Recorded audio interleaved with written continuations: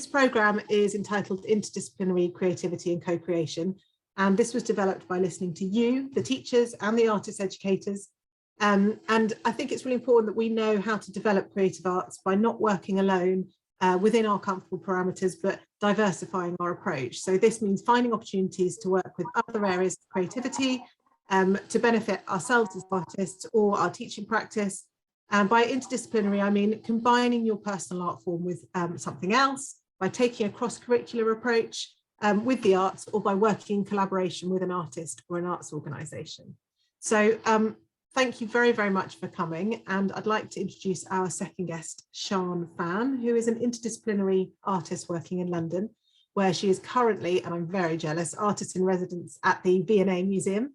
Sian is a graduate of the Fine Art Masters course at Central St Martin's, where she was awarded the prestigious Mona Hatoum Scholarship and was nominated for the Nova Award. She graduated in 2014 from University of Brighton's BA Performance and Visual Art Dance course, where she was awarded the prize for outstanding creative achievement. Her work combines movement, the female body, and technology to explore embodiment, spirituality, and human experience in the digital age. Drawing on her background in contemporary and aerial dance, she suspends, fragments, and augments the body via choreography and digital techniques. I'm thrilled that Sian, her artwork and her approach to interdisciplinary creativity has arrived in my life. I'm so excited about this session because it's something that I knew nothing about. I still don't, but by the end of this 45 minutes, I'm hoping that it's going to open a whole new world for me. And having talked to her last week about what it will involve and what you will learn today, your mind may well be blown. So let's hope, fingers crossed. No pressure, Sian, though. So thank you very much for joining us, and over to you. Hi everyone, thanks so much for having me. I'm just going to start by saying a fireworks display has just started outside. So if there is any kind of strange noises, that's why. That's what it is. Yeah, the house isn't falling down. There's just explosions outside. No problem. So I'm just going to start by sharing my screen. And hopefully you can all see that. Please shout if not, but I'm just going to carry on. So hello everyone, my name is Sian Fan, and I am an interdisciplinary artist. So I combine different mediums together, in particular the digital and the performative in the broadest sense of kind of both of those terms. So to me, performative can encompass anything to kind of do with movement, whether that's a video output or a live output or something kind of embedded into a virtual space. It's about the kind of essence of performance rather than it being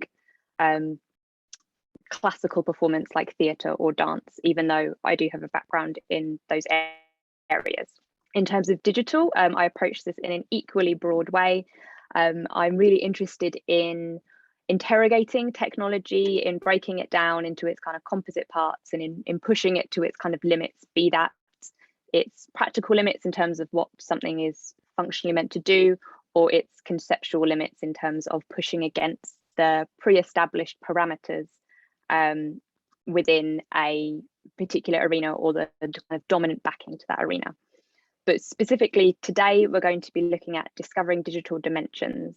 So we're going to start by exploring some examples of my work. I'm going to talk about practically how I've created these, touch on the particular pieces of software and tools that I've used, as well as talking a bit about the conceptual backing. So the first piece that I'm going to share with you is a piece called Liquid Crystal Display. And this is something that I developed whilst I was studying at Central St Martin's, and we did a project all about virtual reality. So this is actually a VR piece that you experience in a headset, ideally. It's an immersive environment that you can see is full of these kind of like luscious, hyper feminine forms, lots of kind of floating crystals. And it's meant to be a really calming and tranquil space. Conceptually, whilst making this piece, I was looking at pushing against the male-dominated nature of digital arenas. So I was making something that to me represented the hyper-feminine, both in terms of the subject matter and the imagery that was featured, but also in terms of the actual intention of the space. So in a lot of video games, you see these very aggressive and violent and kind of objective based experiences, and I wanted to create a space that completely subverted this and was just a meditative environment that you could exist in. It had an accompanying soundscape, and it was just a space to kind of be in a digital world without there being these pressures of having to achieve something or attack something, or that you're about to be attacked.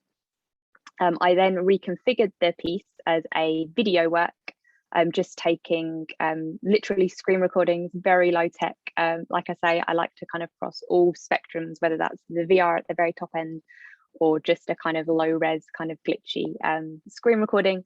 And then that was actually exhibited, as you'll see in the image on the left, as an immersive video installation as part of Digital Art Month in New York. So in terms of how the piece was made, it's made using a piece of game design software called Unity. So Unity is this really great program that's used for a lot of indie game designers. And most importantly, it is free to download and use, which is super incredible. It's got loads of free tutorials on YouTube, as well as the Unity documentation has a lot of really great communities and forums attached to it. So there's generally someone out there has asked your question already and you can find it being answered. And if you do come up with something so niche that no one else has answered it, there's loads of people that are really excited to help. So it's a really great tool for artists to use because it has this kind of global network attached to it of people that are just really keen to kind of help other people create, and also being free is amazing. What it's particularly good for is creating interactive works such as virtual reality. And my top tip for using Unity is if you have a creative idea that you're trying to achieve, it's really helpful if you can try and adapt an existing template that uses the functionality of a traditional video game as a base. So it might be that you want to create an immersive environment that you can explore. And the easiest way to do that is to look at a video game sample that works in thereabouts the way that you would like your space to work, and then you can build up from there. It's this kind of strange thing in digital space, which I think is slightly different to art space, in that everything is built in layers of work that other people have previously done. So you're using kind of sample packs that other people have made, you're using bits of code or models, and it's this kind of huge collaborative kind of process of creating. You absolutely don't need to be making everything from the ground up. And actually that in itself, I think, is a really freeing way of working. And it's just the way that a lot of kind of video games and digital creation works. The next piece that I'm going to talk about is a piece called Shrine. And this is something that works much more as a traditional video game. And this was a piece that I made with a couple of collaborators who I studied with at Central St. Martin's. And we were trying to envision a space where you could attain digital enlightenment. So contrasting this kind of very machinic and cold and sterile nature of the digital, and setting it against the spiritual, and trying to infuse those spaces together and imagine what that process might be of trying to attain whatever digital enlightenment is. It was a really interesting piece because we fused our practices together, which was a really kind of amazing and collaborative kind of process to go through. And I think it kind of pushed both of our, all three of our practices, sorry, further. And I'll just play a little snippet of it. So you'll see in the top left that you've also got a QR code. If you scan that, that will take you to a link where you can actually play the piece. So feel free to save that down if you want to play that later. But it will be available as a whole kind of pack of links. I've got a whole sheet at the end of the presentation, like a resource pack for you to draw on. But in essence, in this game, it works kind of like a first-person shooter in that you are in a first-person perspective navigating through the environment. We've lent upon lots of existing video game qualities, like the dialogue box when you reach a particular character, and they'll give you little kind of tips. Or in a video game, they give you tips. Here, they give you slightly kind of ambiguous and confusing instructions, and you navigate through this virtual world, climbing this virtual mountain in a very kind of playful but also immersive and engaging way. And you'll see as you travel through it, you encounter lots of different digital objects, whether they're samples of video art or 3D sculptures, and these kind of funky little like blob men characters who my friend Ellie made, who I just love. The little kind of dialogue boxes guide you through this process of digital enlightenment, encouraging you to kind of think about digital space differently. So the way that they interrogate your journey is trying to break down that idea of using your computer being something you just use for kind of emails and work and kind of boring, a boring kind of existence. Is looking at how you use your devices as a way to connect into this digital dimension, which is a lot of what my practice is about looking at digital space as this kind of layer that exists on top of our physical reality, that granted has all these kind of nefarious capabilities, but also has these really kind of fantastical and inspiring qualities. It's not all just ASOS and emails. So this piece again was made using Unity. So it's made using the same software as the virtual reality piece. And this particular one functions like a first-person shooter or an FPS, which is the common abbreviation. And that just means you see in a first-person perspective. It's, as I said, an adaptation of a kind of stereotypical video game genre, but we've lost the kind of quality of having it to be a violent kind of game. There's no need to have that functionality of kind of shooting, but we did want the idea of perspective and being able to navigate through the space. Within the world, you explore using your computer arrow keys. So you press those to move forwards, backwards, side to side, and then you use your cursor or your mouse to kind of pan around and change the perspective. The way that the piece is deployed, because unlike the virtual reality piece, which is something that you would experience in a particular location, you would come and you would put the headset on. This was something you could experience remotely. So it was deployed to a platform called itch.io, which is somewhere, again, free to upload, fantastic, where lots of different indie game designers deploy their games. So you can play them online, from anywhere in the world. It's really super accessible. All you need is a computer. So that's my workflow going from Unity into Itch as a way of deploying. The next piece is called Phantom. And again, you've got a QR code in the corner if you want to save the link down, but that will be sent out in other ways. So Phantom is one of my most recent pieces, and this is a development of the video game-like environment into using that space as a home for performances. And it was a commission by Site Gallery, who are based in Sheffield, and they specialize in new media and performance. So kind of a real kind of perfect combination for me and my interests. But this particular piece was looking at, particularly in light of lockdown, how we could experience performance in a digital space when we are unable to experience it in a physical space. And what I was really interested in responding to was creating something that first and foremost was meant to exist in that digital space, and then looked at and interrogated what unique qualities that space had. So rather than just filming a performance as a video and then putting it online, actually, what is it that digital space can do that goes beyond that two-dimensional nature and creates something that is immersive and much more experiential and really specific to where it's situated. So the performances were captured using motion capture, which is a really exciting technology. You can see in the video that I've got these trackers attached to my body, and then that logs the movement onto an avatar. And so they move in sync. It was a really interesting way of being able to maintain the creative process of choreography, and the physicality of being able to actually perform something and think through movements physically, which is a very different process to how you would animate if you were creating movement digitally. And then it allowed me to map that onto a digital avatar, bring it into a digital dimension. I was also really interested in, rather than strictly recording my performance, in looking at what the digital body could do that my physical body couldn't. And again, with my interest of pushing technology to its limits, and much to the dismay of my motion capture technician, I was really interested in how we could fragment the body and confuse the tracking and make the body kind of glitch and create some really kind of unexpected movements where the body would kind of fold backwards in a way that I am simply not flexible enough to do, or not double jointed enough to do. But looking at ways to address what a digital body could do as opposed to a physical body. So I'm going to show you a little bit.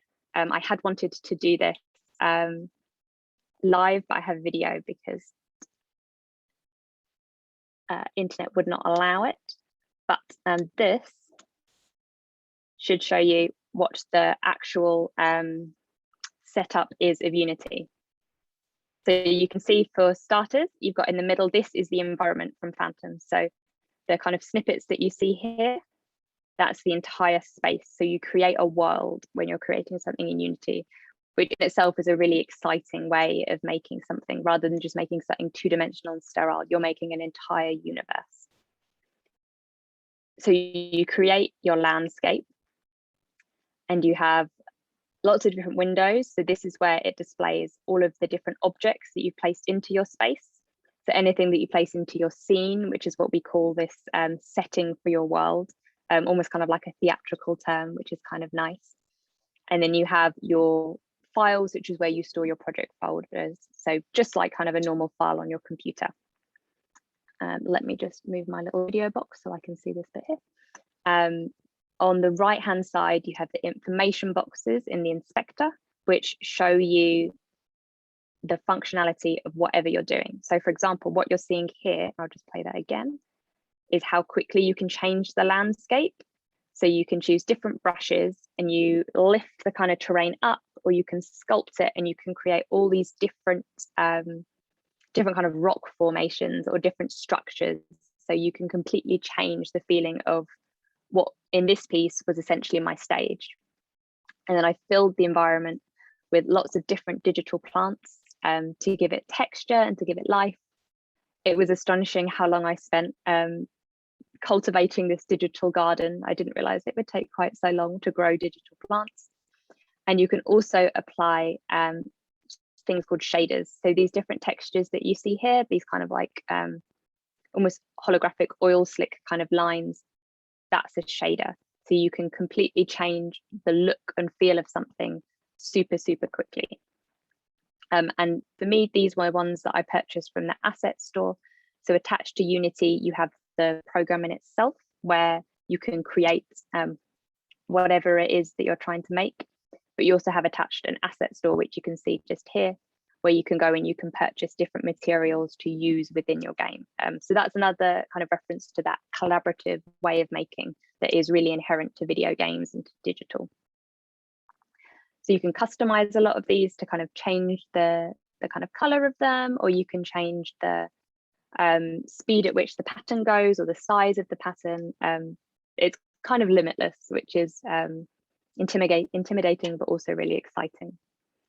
So once I've made my environment, I set my characters within it. And you can see here, this one's set in like a virtual lake kind of setting, but then others are set on top of a mountain or on top of these kind of glitched patterns.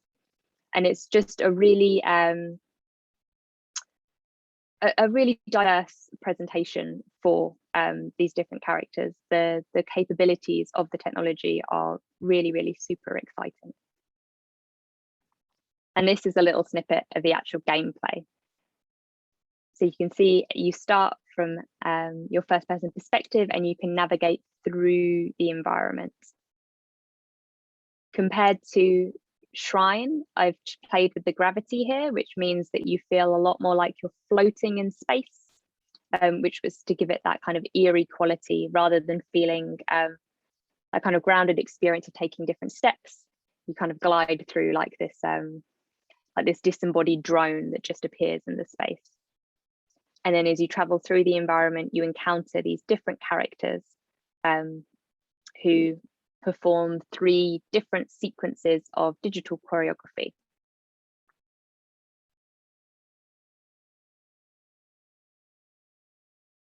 And the purpose of the piece was that you can explore this world and discover them as you travel along. And now what you have here is this kind of spherical, translucent kind of ball shape. that is the representation of the perspective of the camera or the character in the space. So you'll see that's what the camera is seeing on the right-hand side.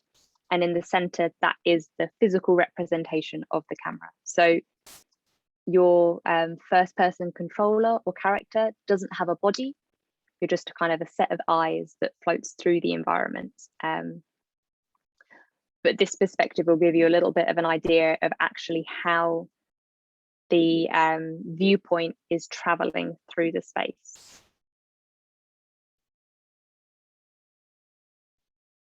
So here the character is set down from a particular perspective.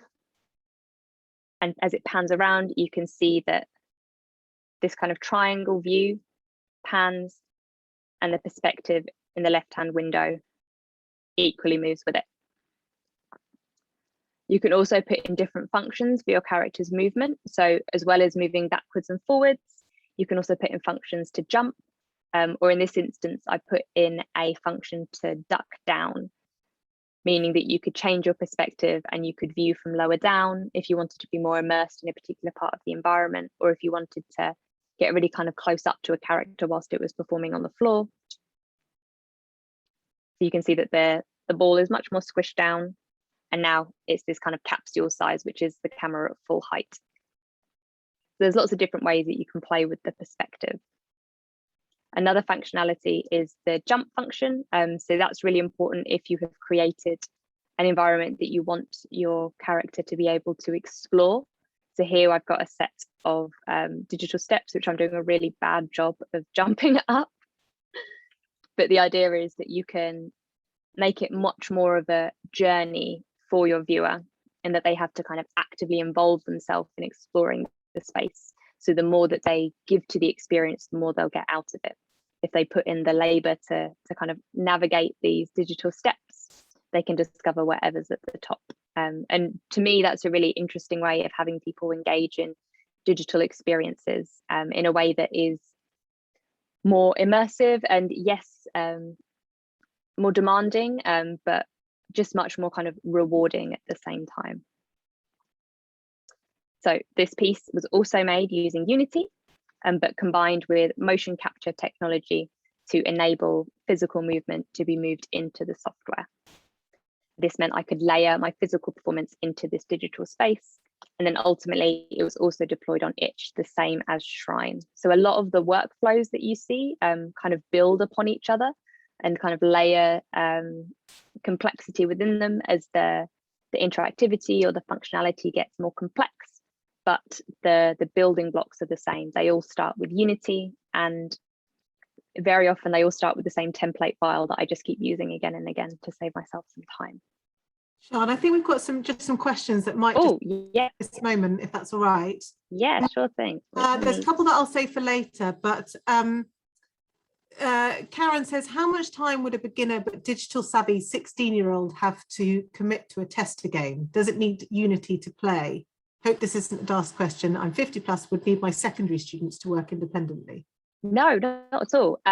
So you can probably do a simple tester game in half a day. If digital savvy 16-year-old definitely could test a game working in half a day. You do need Unity to play it before you deploy it. So you can, in the process of making the game, you can play it as you go, so you test it out. But then when you deploy it at the end, which is where I've published it to kind of Itch, you don't need Unity to play it at that point. That's something that you can just play within the browser, just as easily as you would play a video on YouTube. There's literally a little play button that you press and then you're in the game. So no, you don't need Unity to play it once it's been exported and deployed.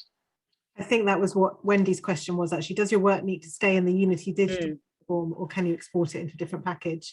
Yeah, and there's also, sorry. No, sorry, so it doesn't need to stay there.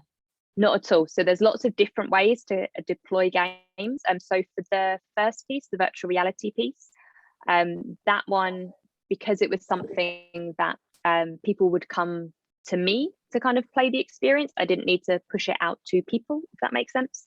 That was something I kept within Unity for simplicity. You can also export it as a program, like an app.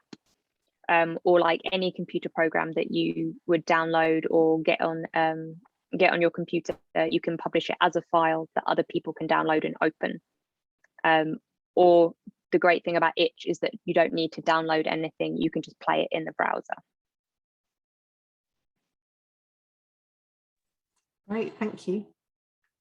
No worries. Any more questions, or shall I move on to the next one? Do you want to carry on for now and then we'll... Yeah. Sure. Okay, so these next ones, this is the interactive slide. So if you have a smartphone, now's a good time to get it out. So you'll see again, there are QR codes here, but this is the content that you can actually use on your phone. One will be a Facebook link and one will be an Instagram link. I'm hoping that people will have one or the other to be able to use it. So this is another part of my practice where I make augmented reality elements. These two that you can see here are face filters, and they're made using a piece of software called Spark AR, which is part of Facebook and Instagram, or Meta, as I think they're now called, but that's not quite caught on yet. So this is a really great way of making interactive works that are deployable on a mobile. So they're really easy to kind of push out to other people. Again, you don't need a particular piece of software for people to be able to interact with them. All they need is to be on Instagram or Facebook. And the process actually for making these face filters is really surprisingly simple. As part of Spark AR, you get a lot of different templates and packs. And the way that you make a face filter is they give you this really quite freaky looking mesh that's on the left, which is just a really like flattened out overlay of the face model that they use. And you can then take that image just as a JPEG, put it into Photoshop or whatever editing software you're using, and you can customize it. So what you'll see, the image on the right, that is the actual filter data that I put into this filter here on the right. So the Spark AR software itself takes that still image, that flattened image, and it layers it onto the face. And the layer of interactivity is something that is already built into the program. It's really, really easy to do. So these were created using a program called Spark AR, which again is free to use.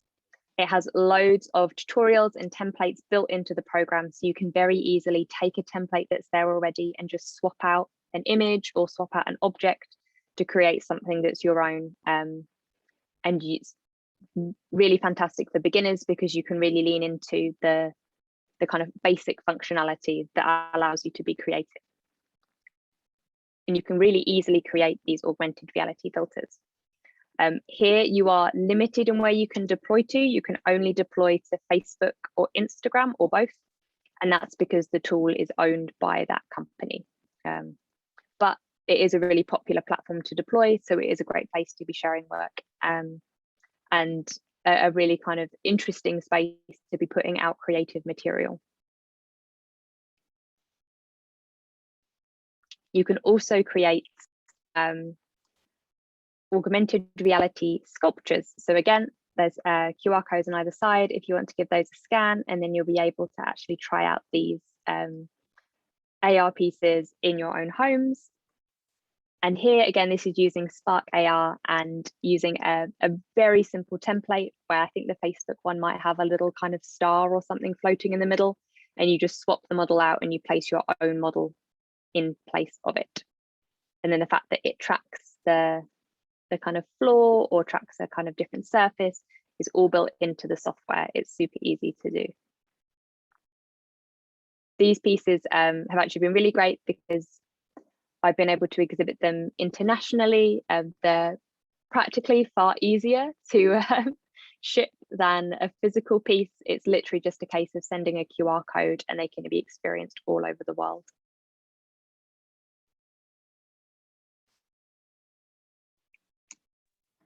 These are brilliant, Sian. You could play with these for hours, couldn't you? Yeah, they're really good fun. And there's a lot of great content available just within kind of filters that people have published. There's some really inspiring things out there. So to wrap up, Oh, and I think I am bang on time, which I'm impressed with. To wrap up, I've got a references page, which I'm sure we can arrange to be sent out to everyone, so you can just click on the links. But it runs through the software that we've looked at, which is Unity and Spark AR, the platforms for publishing, Itch, and then the particular artworks if you want to try them out at a computer, which are Shrine and Phantom, as well as the filters. And I've included links to the Instagram and the Facebook, depending on if you have a platform of choice. But yeah, that's the lot. That is so fascinating, Sian. Thank you. See, I told you, everybody, it was one to really blow my mind completely blown, because it's just something I don't know anything about, and I've never used platforms like this at all before. I'm going to now, and my children, I know, are going to have a whale of a time doing this. Wendy just said, how do you create a QR code? That's a really good question. So my QR codes, I literally just go online and I type in free QR code generator, and I click on one of those links, and then you essentially paste in whatever the web link is that you want to navigate to, and it will generate you on there, and you just save the image down. So yeah, there's lots of free online tools that will allow you to make a QR code. Brilliant, thank you. I'm just scrolling back to ask some of the questions before. Oh yes, Susan says, can you explain the spiritual more in your work? Yeah, do we know, was that in relation to a particular piece, or Susan, was that in relation to sex? No, it's such an ambiguous term. Yeah, I want to know what your own personal interpretation was. I mean, I felt spiritual walking through the park today, kicking autumn leaves. yeah, I don't believe in a greater anything, so it's just your interpretation.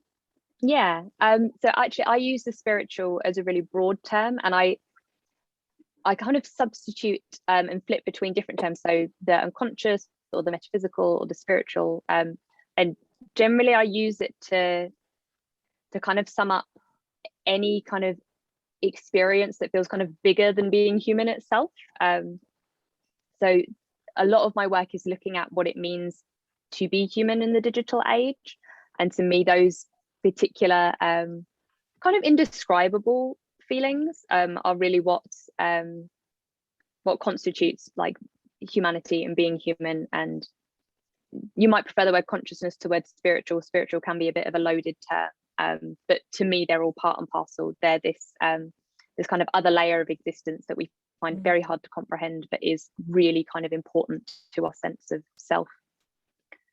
Sorry, that was a really long way of saying it's not really pinning myself down. You can't make a short answer to that. Yeah. But I am really interested in juxtaposing that with the digital, because I think a lot of people see the machine and the digital as being very soulless. And in fact, soul is another word that I would bundle into kind of consciousness and spiritual. And I'm interested in kind of imbuing that quality into the digital, because at the end of the day, it's something that humans have created.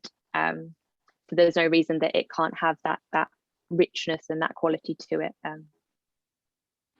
Yeah. So fascinating. Has anyone else got any questions that they'd like to put to Sian?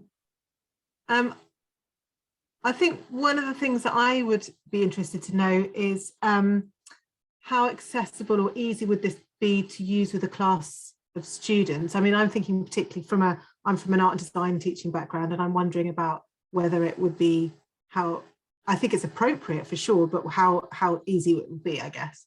Yeah, I think I do think it is challenging to kind of teach something this complex, but if you've got a clear set of instructions. So when I first learned Unity, it was in a workshop setting, and we were given this really helpful instruction pack that I actually still refer to today sometimes, that really clearly lays out each step, and it allowed you to follow along in your own time, but then also get support from the kind of workshop leader whilst you were doing it.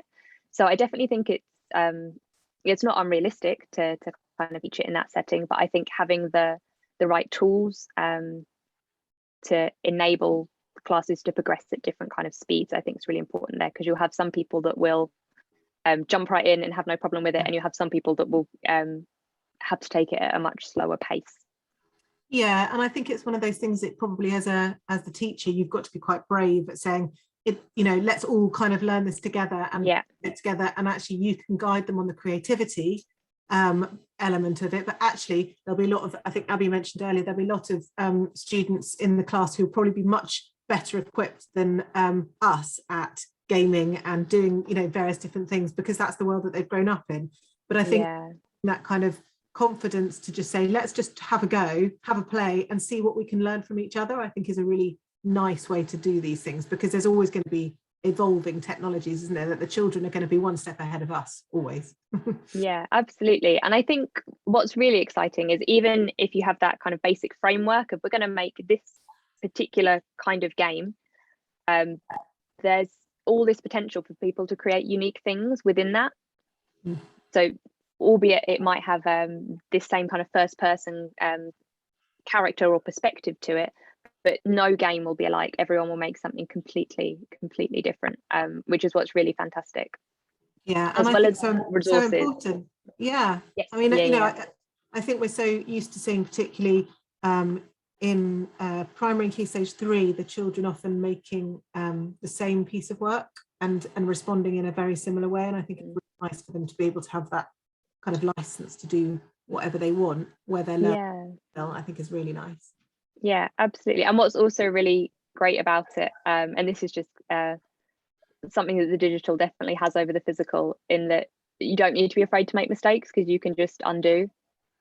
So you can be completely experimental, completely free, because I don't want to say there's no consequences, but in that kind of setting, you're always able to kind of go back, and if you don't like something, you can change it. Yeah, and I think that I don't know whether colleagues in the room would agree with me, but the children are getting more and more used to, if things aren't right, they can want to, like taking a photo, it's not right, just do it again. And I think to have that option to, of course, when you're doing kind of drawing with pen and pencil and paper, you've always got that chance to kind of take something away. But I quite like the I'm a big fan of kind of committing to something, and if it goes wrong, it doesn't matter, you just kind of keep going with it. But I think that for the children, it's quite nice for them to be able to go back, redo, go again. There's some things going on in the chat box, which is really good. Karen says, I would have to rely on students' YouTube ability, what to learn how to do it. Well, that's fine, but she does say, let's be brave. Are there any written instructions online? Yep. So Unity itself, their website is really great, and they have lots of templates and instructions for how to do particular kinds of games. For me, YouTube was my best friend whilst figuring out how to do things on this. So I relied a lot on that. But yes, there are written instructions as well out there. Yeah, I think YouTube is everybody's best friend, isn't it, when you're trying to do anything. He says, I'm interested to hear about how different generations have responded to the pieces. So the VR ones are particularly interesting in the different responses across generations. So when they're installed in kind of gallery settings, so it's not necessarily an audience that are used to putting on a VR headset. So usually I find for kind of adults, there's a little bit of kind of coaxing people into using it and to be like, oh, go on, give it a go. Nothing bad's going to happen. It's not scary. And then they put it on, they just go, wow. And then with the kids, you have the opposite. They can't wait to put it on. They're so excited, like fighting to get away from their parents to kind of put the headset on. And adults are usually quite still in the space, but kids are usually quite usually in motion in the space. So that's a really interesting kind of difference to see. Yeah. And Beth says, can you play what you create in Unity within a desktop and or within a VR headset? Yes. So because Unity is made for making kind of games in general, you can create an experience and you can adapt it for different outputs. So the actual construction of the world remains the same. It's just the character or the perspective or the camera that you need to kind of swap out for a different device. So you could have something experienced as a online game that you navigate with your arrow keys, and then you could put in the kind of pack for the VR headset, and then you could deploy it on that as well. So yes, that's completely possible.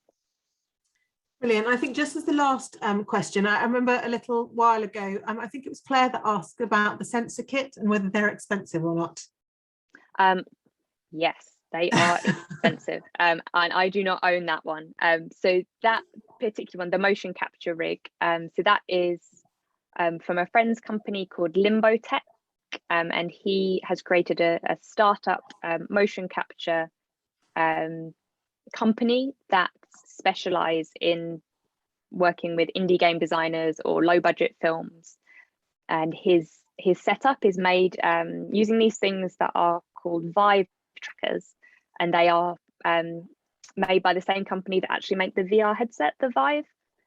And it means that it is a much more low cost way of doing motion capture, which is something that kind of traditionally you'll see in like big blockbuster movies, which is like crazy expensive.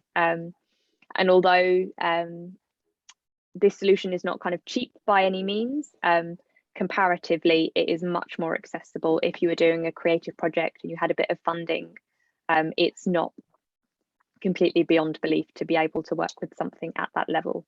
It has different limitations. For example, the trackers themselves, you could see, were quite big, which did change the way I moved and performed. Whereas a higher grade set would be kind of much more smaller and you'd be able to move much more naturally. But fortunately for me, I'm kind of interested in the kind of literally and cumbersome nature of technology, so I could lean into it. But yes, it's called a motion capture set, or motion capture rig, sorry. Brilliant. Thanks so much, Sian. That was really interesting. I knew it would be great, and learned so much from watching that. I hope all our colleagues in the room have learned a lot too, and that is something that you might be able to apply to your own creative practice or to something that you're doing in the classroom. I think if you don't get those children having a go at some element of that, then you need to think again, because I think it was really, really brilliant. And I love the way that you explained it. It seemed to really make sense and to be clear as to what to do. I think when you go and do it on your own, I will certainly be, what did Sian say? What did she say I have to do? So there will be a lot of YouTube tutorials involved, but that was brilliant. Thank you very, very much. You're getting lots of thank yous onto the chat. Thank you. We'll save for you. And yeah, don't forget to put your feedback into the Padlet, which is now on the chat box. It's helpful for Sian, it's helpful for us. And if you've got any interesting work going on or engagement with the creative arts, please don't hesitate to put it into the impact study Padlet as well. I know it's a bit overload, sorry, but it's just something we need to do at the moment. Thank you. Does anyone else want to say anything before we say goodbye to Sian and to all of you? No, I think everyone's mind is so blown that there's nothing left to say now. Thank you very much, everybody. Nice to see you. Don't forget to come to Dr. Roger Kneebone tomorrow and Lucy Shearman, both going to be really exciting speakers, and Bill Vine and Hunt and Darton on Wednesday. Thanks very much, everyone. Thanks, everyone.